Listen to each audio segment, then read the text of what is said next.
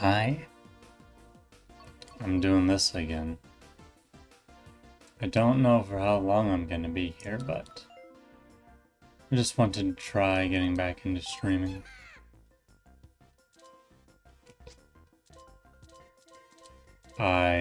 You are reading this title correctly. I am in fact playing Mario Kart 8 Deluxe. Now I got this game with my Switch. Or practically with my Switch. Maybe not like day one, but you know. And it just... I have never really liked it. You could say that. I definitely would say that I connected with Mario Kart World a bit more, like, relative to when I got the game. Because Mario Kart World, maybe it was the fact that, you know, it's a very pricey game, so maybe I had more incentive to purchase it, or, well, to get attached to it. As opposed to Mario Kart 8 Deluxe, where I already had Mario Kart 8 on the Wii U. It's quite an interesting thing. I did, in fact, have a Wii U. I remember very specifically I got the original Mario Kart 8 as like I myself, however old I was back then, purchased it. And then I got in trouble because my parents had already bought the game for me, like as a Christmas present.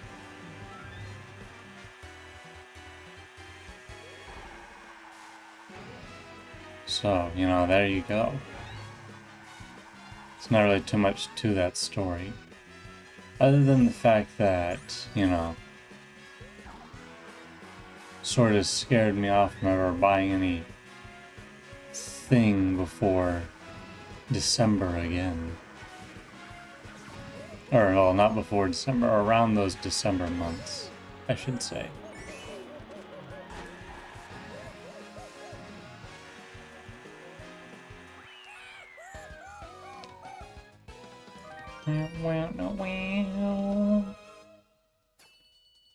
But yeah, I just want to kind of try doing the same strategy I did with Mario Kart World of how I define my enjoyment, where like with Mario Kart World I kind of invented a new strategy of how I played it, as in like I would swap between different modes, as in like I would go from getting stuff in free roam to getting some of the time trials to getting some of the cups like 3-starred, because I like to play games that have an end to them, and Mario Kart is a very...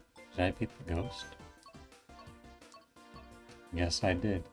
Mario Kart as a very open-ended game kind of doesn't have an end outside of beating like all the cups, but even then there's no real reward besides the credits, and you can kind of do that at any time. So it's like, what, you can finish the game in 10 minutes if you want to?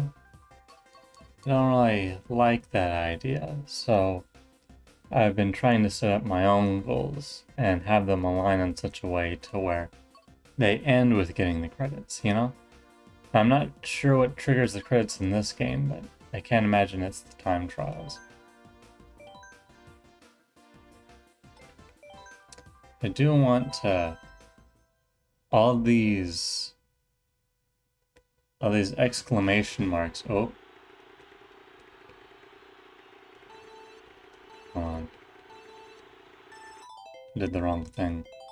Change character. All these exclamation marks around the characters are pissing me off. I don't like, oh hey, it's the me's.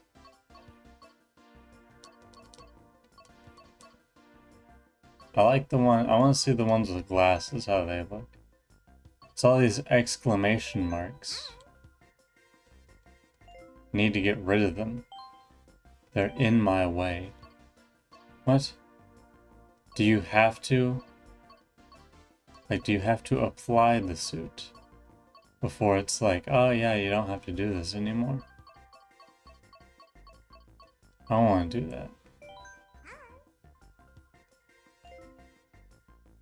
Do I have to actually do like a race with them?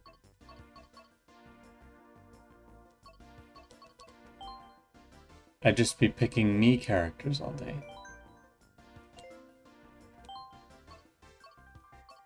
I don't like the glasses. I'll just do the basic player. Sonic. Okay. I like the Mr. Scooty. I think... Now this game, one thing about this game, it feels a lot slipperier than Mario Kart World felt. Should probably also do vehicles that also have exclamation marks on them. But also in such a way to where my handling is greater. So anyway, what was I saying? Something. I was saying something. Exclamation marks piss me off. Oh, there was something else to that.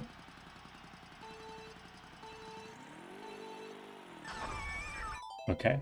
Another thing about this game, when to press the button on the startup thing is different. Okay, I think I got it that time. Oh yeah, I was saying that this game's a lot slipperier than Mario Kart World. Like, you have... the handling is just across the board, not as... I'm gonna try taking this shortcut every time. Do that. The handling across the board is not as... ugh, fluid as Mario Kart World. Oh, this is horrible. It like turns so sharply. Which kind of sucks, because, whoa, that was awful. That's an awful turn. Kind of sucks because I like Mario Kart World's how it feels, but I ignored my own rule of taking this shortcut each time. I like how Mario Kart World feels better than this game. But Mario Kart World is just lacking in things to do with those controls. Because, like, okay, there's the... Let's make a list. So there's the free roam, where the way you control your kart does not particularly matter to how well you do in the free roam. Because free roam is just about exploring, and I don't think Mario Kart World's controls and its movement is that keen to... It's not that well suited for an open world, as opposed to Mario Odyssey or Breath of the Wild, where those games, they have more options for you to get around. And it really is kind of just as simple as being able to climb a wall. Like, the fact that I can climb a wall in Zelda, or even like Donkey Kong Bonanza, that kind of makes a free roaming game for me. I'm just gonna try random stuff at this point. Because, like, you have an open world, the whole point is that you can go anywhere. But if I don't have the moveset at my disposal to go anywhere, then it's like, what's the point? That's why people like Mario Odyssey so much. That's why I like Mario Odyssey so much. It's because there's a lot of really cool movement things. You can get a lot of distance. There are even like a basic player who plays the game can do a lot with just the simplest of things that it gives you. And it also gives players who like looking for more advanced stuff more things to do as well. Because, like, you know, I wouldn't say it's like one of the most popular games ever to speedrun, but I've seen quite a few speedrun videos of Odyssey. And even now I'm starting to see a lot more speedrunning videos of Donkey Kong Bonanza. And I'm not saying that, you know, Mario Kart doesn't have people who love speedrunning it. No. I'm just saying that those games are not about speed, and yet people love speedrunning them. Because, like, if a game is about speed, then yes, it's kind of inherited that people are going to be speedrunning it. But those games are not about speed, and they still have people doing that. And I definitely think with Mario Kart World, you know, that game, it's a racing game, the whole point is getting faster time. And that's why people play the game, it's to get faster. You know, that's how you keep people in the game. You know, that's why you have online. And to someone like me, who that's like a personal goal kind of game, where it doesn't have a definitive end. You just kind of have to do your own, you have to set your own goals, and those are the kind of games that I really do not tend to like. Hold on, I'm thirsty.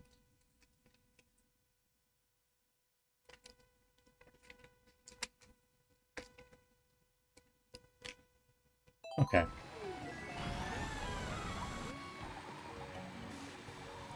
Because, like,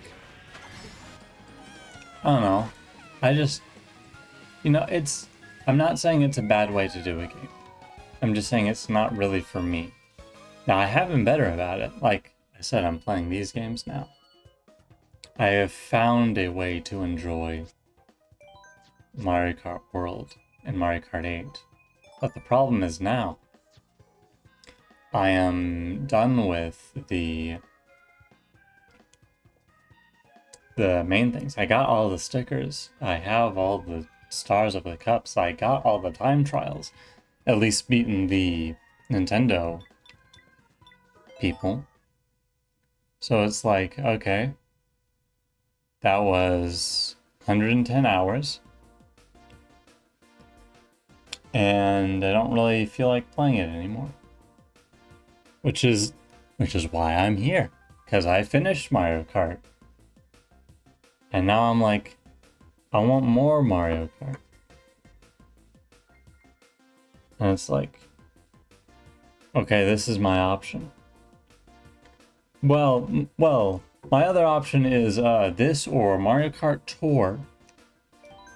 And did I beat the... Wow, I was playing that badly and I beat the... Incredible. My other option is Mario Kart Tour, and I played that game in a fever dream, and I didn't like it, so I'm not gonna be playing that game. I wonder if I just pick the character and then pick the kart. Oh, did I do all? Did I finish all the gliders?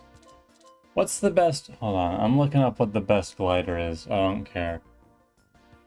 Yes, I'm being... Sometimes you need a little meta to see what you like. sometimes there's a point to looking up the meta. I know it's like, you know, play the game how you want, all that stuff. Don't conform to the meta, you're just limiting yourself, but I gotta start somewhere.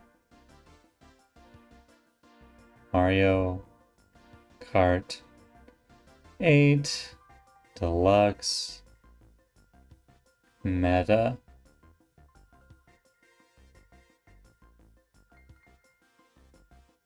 Let's see, Cloud Glider, Flower Glider, Parachute, Paper Glider.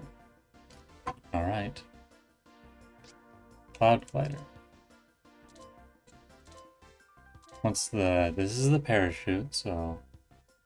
Cloud Glider, Parachute... It's the Paper Glider. Paper Glider. Okay, this is the... Hold on. Let's see. Did this from Mario Kart World 2. Cloud Glider. Paper Glider.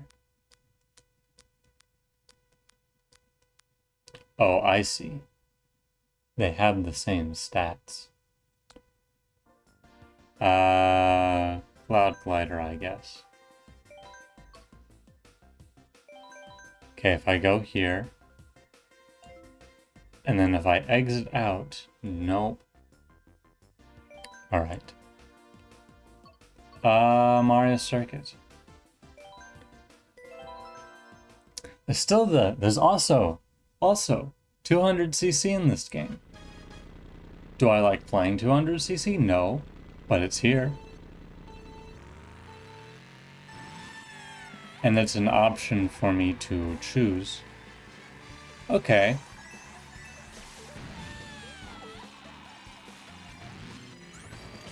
Alright. This is the track that's in Smash Bros. I'm feeling this. I'm feeling this.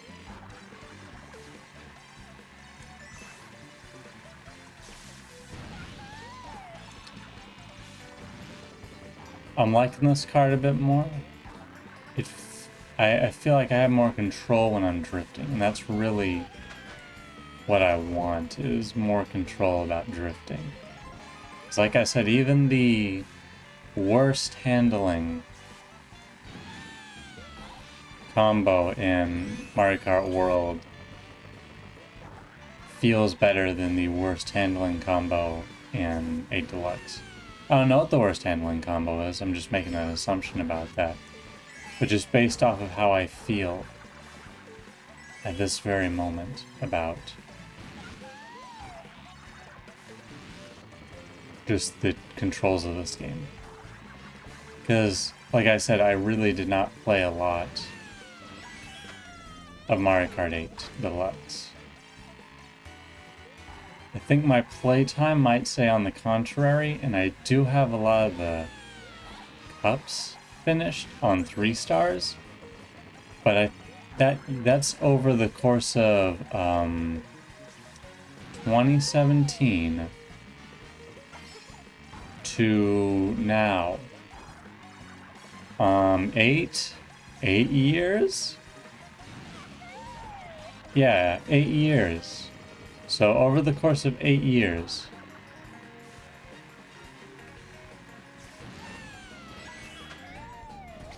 And now you might be asking yourself, why would streamer, let me ask you something. Why do you have the DLC for this game if you don't play it? And now if you ask that question to me, you can bet on a 50-50 of 2 answers.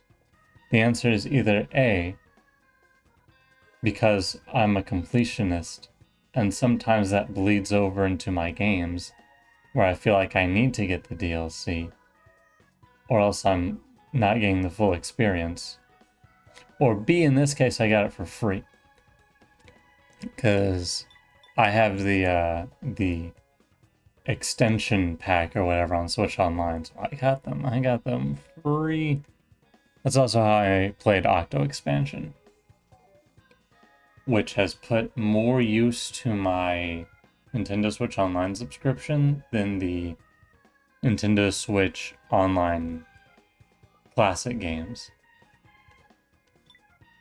Oh, I need to take a drink before this next rant. I got a new rant coming up.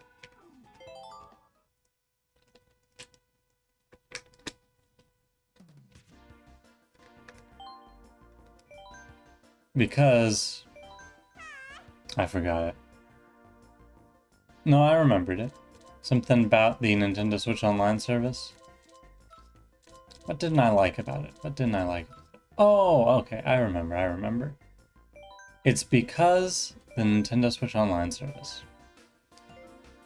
It does not... Did I? Wow, these ghosts are awful.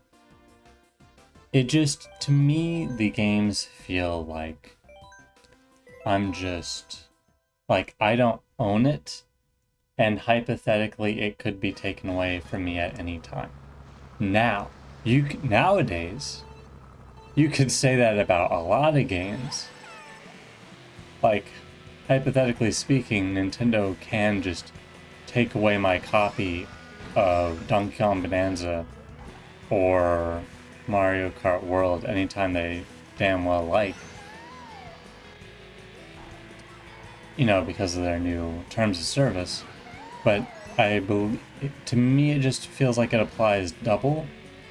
Because I can't load these games onto... Okay, alright, that's nice. Nice drifting we got.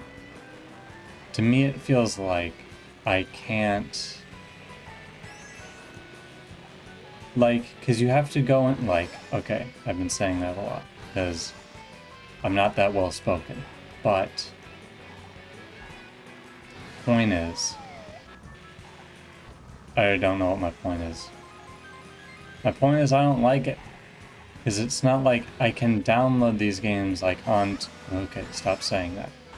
I can't download these games onto my system, so they feel lesser. That's the crux. The games on the Nintendo Switch Online service feel like their value is lower because they are on this service. Because I got them free, because I can play them anytime. Now, it's a great service, but that's just... I think the solution for me would not be... Well, I have a couple of... Oh, okay, that's nice. I have a couple of ideas. One, you let people buy... And hear me out on this one. You let people buy the games from the service, still keep them free, but if you buy them, then you can load them onto your console, and you'll have them hypothetically forever, you know, unless you decide to hack your console and Nintendo comes knocking at your door. But beyond that, beyond if you buy a hacked game and Nintendo decides to ban your console, that was definitely worth it. Hypothetically speaking, you would own the game more than you do otherwise. Because as soon as you stop paying for the service, you can't play the game again. And that's just... I don't like that. And also just the fact that I don't really like... I don't really like older games. Like... N64 back, I find it really hard to get engaged with them. Not because they're bad games, but I just like better games. Well, that's a bit rude. I grew up with the Wii U. The simplest way I can put it, I'm just used to games being better. Not to say, yet again, not to say that older games are bad. I just simply think that newer games are better than older games. Controversial opinion, I'm aware. So its simplest way I can describe it is I've just been spoiled rotten by modern gaming, which is just, you know, it happens. And I think it's definitely going to be, which is why I think they're doing that service like they are. Because I'm not sure they really got that much money from their classics. But this, so like, there was no incentive for them to continue doing them. But now, okay, what was that? What's going on? But now, they can sort of justify the cost by saying, oh, well, these are for the service, subscription service. By adding these games, we are ensuring that people are, you know, this is our way of keeping people. Pretty much.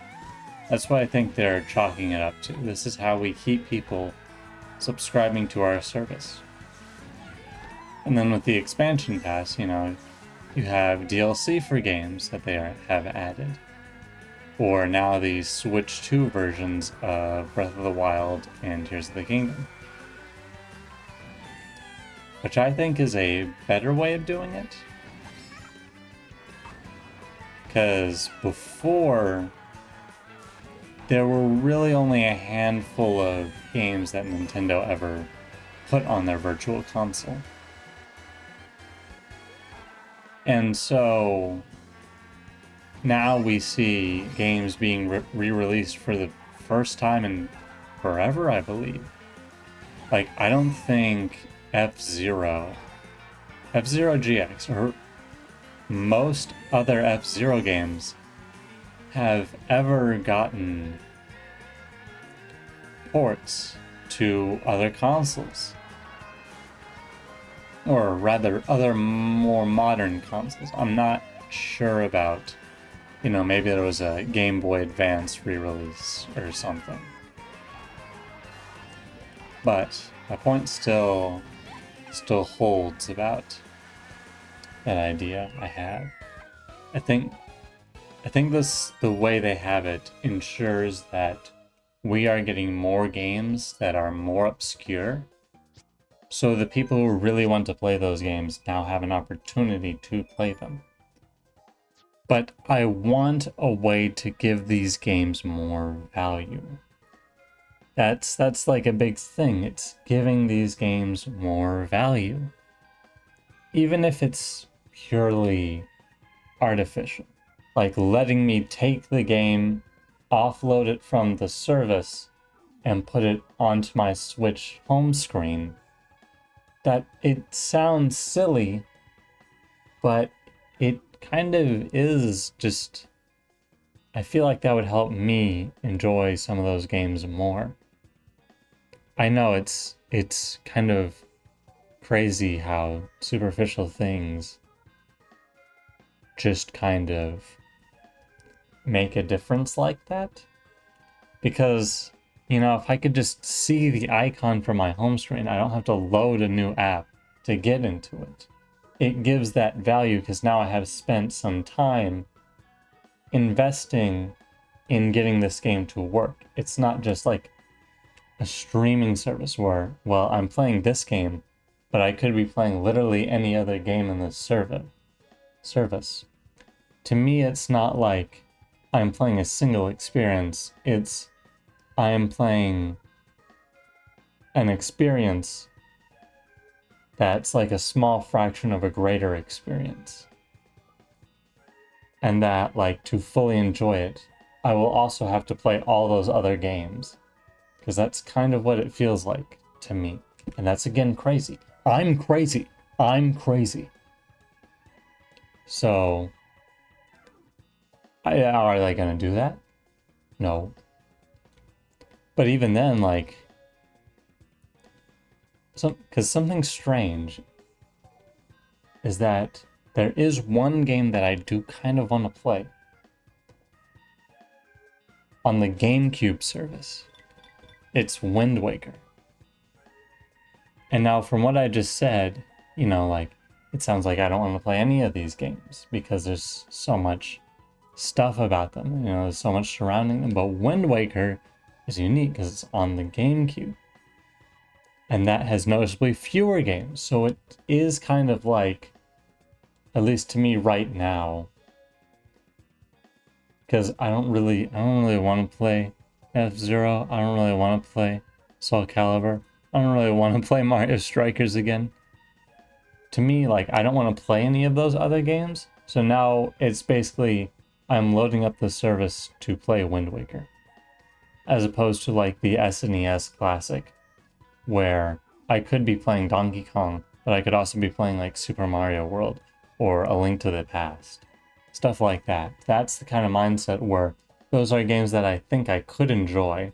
But now with the GameCube, there's only one game that I think I'll enjoy. So maybe you guys will see a Wind Waker playthrough. Who knows? Tricky. I'm tricky like that. Because I guess the next question is, okay, but you played Donkey Kong on stream. And I'm going to be honest, that was more of an experiment. And then I tried experimenting more by doing it more, just like kind of powering through it to make a second part. And then I realized I shouldn't be just powering through games. I should really only play what I want to, that's kind of messed up to my brain. Because my brain craves 100% completion. And just leaving something, like, if I play that, I will not enjoy it because I am purely playing to complete it. Not because I'm invested in what will happen next, purely just because there's a completion. And it's like, I shouldn't do that.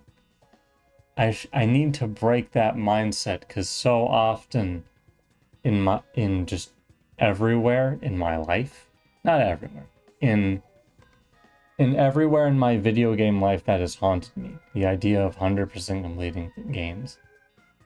Because it's something that could just kind of like, it's a trap. Because not every game is really worth 100% completing. Like with Mario plus Rabbids, the original, my memory's a little foggy, but I remember there were these challenges. You would get like a star or something on them when you complete them, and that's enough for me. Like something I am not inherently into, but like I have a acknowledgement that I am doing this. That for me, you know, that can be enough for me to force myself to do something, because I wasn't that really invested in the Mario plus Rabbids gameplay. I was more invested in the story, as crazy as that sounds. So doing these challenges inherently, I had no value of doing them other than the fact that it was a way of completing it. And then I found out that there were like separate stars or whatever for doing it in 2-player mode. And that's when So like obviously, no one I know wants to put themselves through that. I don't want to put anyone I know through that. Of playing the challenges in Mario plus Rabbids and like for the sole purpose of completing them. Because what that would be me trying to force someone that I know to play this game with me for the sole purpose, not to hang out with them, but to just complete this thing for my sake. That just, you know, that's kind of doesn't sound fun. Sounds like that person might hate me afterwards. Or will want to play something else. And then I'll be upset. Because I didn't want to play anything else. I wanted to do this specific thing. But anyway. So yeah. That's me. No, I'm not mentally ill. Well, who am I kidding? Yes, I have several illnesses. But anyways. So my forte back into streaming, it's only been 30 minutes and my throat is starting to hurt. So I know that it's only, like I said, 30 minutes. Actually, 35. I need to give myself more credit. I streamed for 35 minutes. Yeah, I think this is just a little forte back into things. My throat is dry. I haven't said like more than I think 10 words this whole week. So going from that to this, you can kind of tell that I've had a lot in my mind. Considering we've been staring at the results screen for who knows how long. Shorter than 36 minutes now. Shorter than 36 minutes. I know that much. Oh, yeah. But anyway. I'll do this again. I'll do this again. I want to do this again. I want to do streaming again. I just need to get my mojo. So that's where it ends for now. I guess, check this out. Check out what happens when I press this button.